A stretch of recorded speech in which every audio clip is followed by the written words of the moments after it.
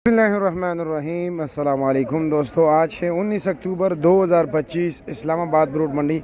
माशाल्लाह जी, है ना हैरानगी वाली बात, आप देख सकते हैं जी भाई, अक्टूबर का महीना और वो भी 19 अक्टूबर, यानी कि महीना ख़त्म होने वाला है और जी सर्दियों का मौसम है और फिर भी आपको गर्मियों वाला फ्रूट मिल रहा है जी। माशाल्लाह, है ना हैरानगी वाली बात जी।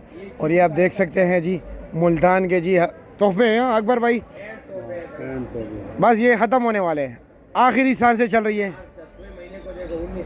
19 तारीख को देखो। और इसका टोकरी का वज़न कितना है? अनानास का भी बताएंगे, लेकिन ये बताए कि जी इसमें तकरीबन 13 किलो है। 13 किलो है और 10,500 रुपये का। 10,500 का 13 किलो है, 15 किलो है? 13 किलो इसमें 15 किलो कार्टन समेत है। कार्टन समेत 15 किलो, कोई दाना डैमेज भी आ सकता है, यानी कि मतलब 15 किलो है, 15 किलो है, लेकिन इसमें निकलेगा 13 किलो। कोई ना कोई दाना डैमेज होगा, कार्टन का वज़न भी होगा, वज़न भी बराबर करना होगा।